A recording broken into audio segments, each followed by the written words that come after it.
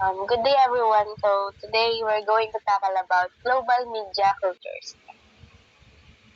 Media refers to technology used for mass communication, facilitating cultural exchanges and information flows among countries. They play a crucial role in enhancing globalization by facilitating cultural exchanges and information flows.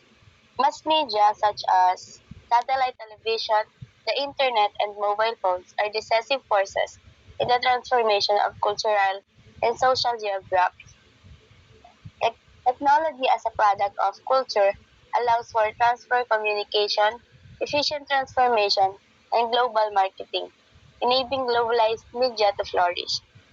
So yung media is siya yung ginagamit para sa malawakang communication and para mas mapadali yung communication. Example ng mass media technology is yung mga satellite television and yung internet na alam naman natin na sa internet is halos lahat is makikita mo na. And yung mga mobile phones na lagi nating ginagamit. Yung media daw is nakakatulong siya sa sa globalization. Because of media communication is parang mas napapadali niya yung exchanging information sa mga other countries, ganun.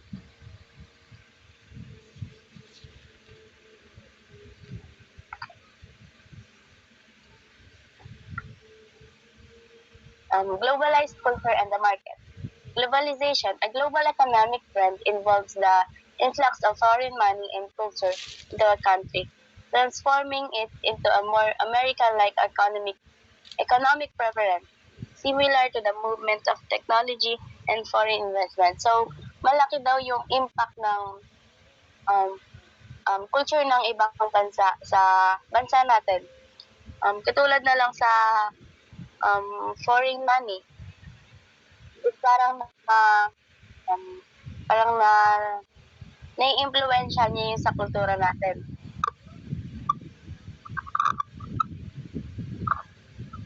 Yung kultura din, like for example, di ba, sa panahon natin ngayon is uso na yung mga K-pop, yung mga groups na napapanood natin sa TV o kaya sa mga cellphone natin.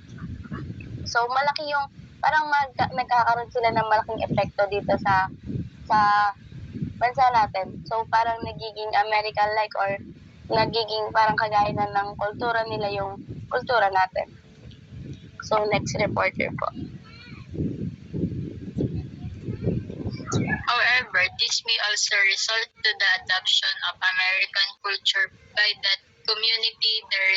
The result may be one of these three types: homogenization, where the American culture is imbibed into the local way of living; heterogenization, where only segments of American culture seeps into the local culture, and mixed form of the two types. This happen depending on the situations involved in the development of this transaction.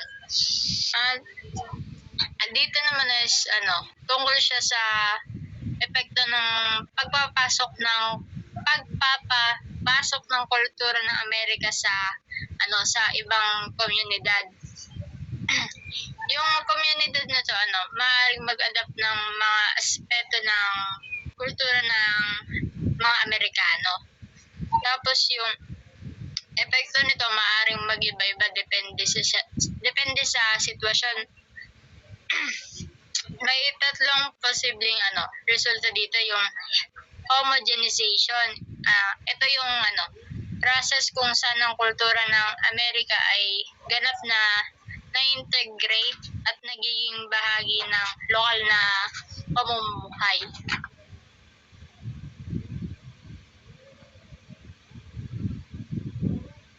Then, yung heterogenization, dito tanging ilang bahagi lamang ng kultura ng Amerika ang pumapasok at nakakaapekto sa lokal na kultura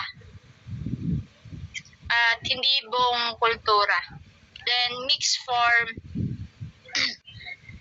pinagsamang epekto ng homogenization and heterogenization kung sa may mga aspeto ng parehong kultura na nagkakasama sa isang bagong anyo.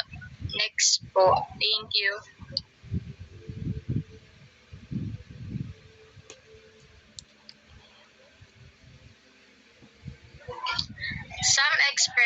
Some experts consider globalization as a healthy trend that makes the world a better place to live in, while others point to it as a cause degradation and decadence. Some analysts even consider globalization as a means of destroying the tradition, beliefs, and values of other nations, while others argue that it will not affect or erode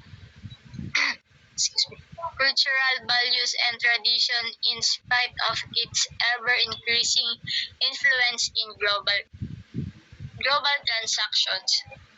Wait lang.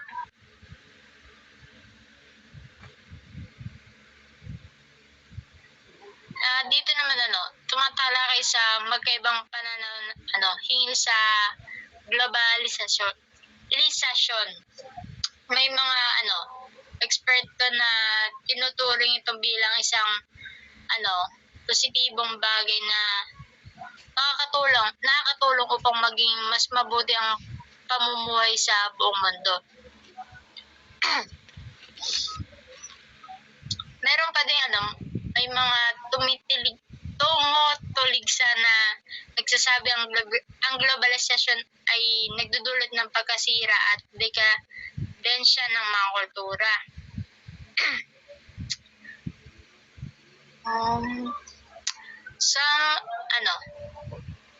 Some analysts nag-aakalang ginagamit ang globalisasyon upang sirain ang mga tradisyon, paniniwala at pagpapahalaga ng mga ibang bansa.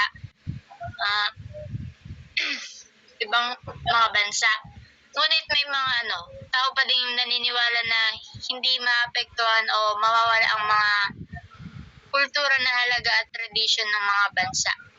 Next po. Thank you.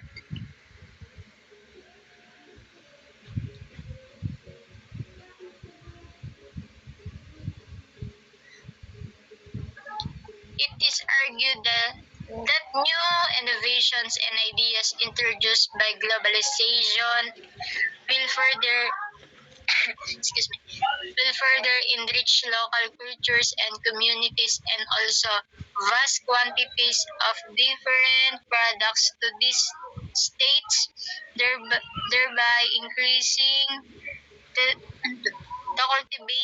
cultivation of different products, and finally, local communities will be able to enjoy many kinds of offshoots or byproducts of globalization, which will not alter their views but strengthen them.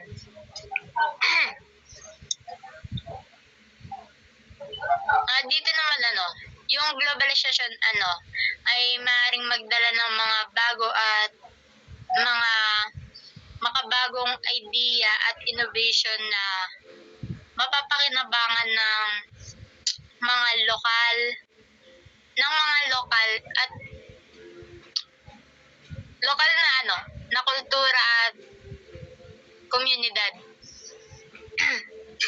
Tapos yung globalization magdudulot din siya ng maraming produkto na galing sa iba't ibang lugar na magpapataas ng production at pagkakaiba uri ng mga produkto sa mga lokal na komunidad. Yun lang po. Thank you. Next reporter po.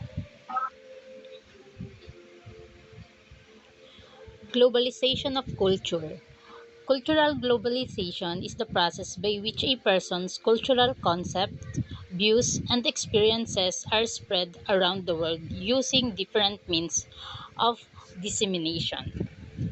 When we say cultural globalization, ito yung pag-share and pag-spread ng ideas, customs, and values from one culture to people in other parts of the world.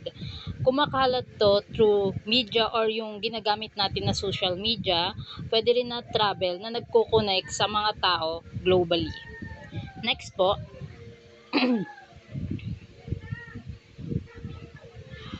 cultural globalization illustration. American clothing and fast food chains are globally prevalent, but cultural influence flows both ways. Sabi dito na ang American clothes and fast food is matatagpuan na natin worldwide. Or pag sinabi nating worldwide, laganap na siya or nagkalat na siya kung saan-saang country.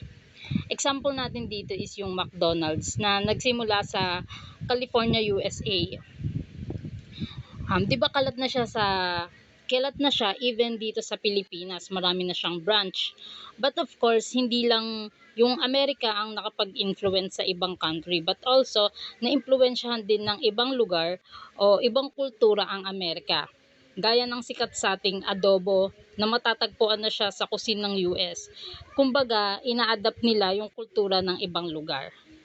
Kumbaga, give and take, ganun. The US has integrated various international traditions such as Filipino Thai cuisines. Dito naman, pinapakita nila kung paanong naging parte ng American food cuisine ang mga dishes ng ibang lugar. Diverse music from multiple European countries represents reciprocal cultural exchanges. Reciprocal is like exchanges, or in Tagalog is kapalit. Based on my research, there are 44 European countries: Greece, Italy, Poland, Spain, Russia, and so on and so forth. They are sharing and influencing each other's music. Next slide po. Global cultures share and adopt unique words and phrases, evidenced by the use of hola and the universal thumbs up sign. Yung cultures around the world ay nag-exchange and nag-a-adapt hindi lang ng mga music, foods, and sa pananamit, but also they are sharing or we are sharing words, phrases, and gestures like hola na nagmula sa Spanish, which means hello, and thumbs up, which means okay, or pwede rin naman siyang approve or agree. Cultural globalization spans the arts, food, customs, languages, entertainment, business, and technology. Yung cultural globalization daw ay nakakaapekto sa lahat ng areas ng buhay natin, including arts, foods, traditions, and technologies na kumukonect sa kultura natin worldwide. The interconnectedness of culture has a significant impact on all individuals worldwide. Yung connection ng bawat cultures is nakakaapekto sa lahat ng tao sa buong mundo dahil hinuhubog nito or binabago kung paano tayo mamuhay, paano tayo mag-isip, paano tayo makipag-interact sa ibang tao. And add ko lang din na okay lang na i-adapt natin yung different cultures. Like example ko yung sa South Korea na sobrang ginagaya ng mga Pilipino, lalo na ng mga millennials. But yung hindi okay is yung mas tinatangkilik natin yung kultura ng ibang bansa kaysa sa sarili nating bansa. Next slide po. Thank you po. That's all for our group.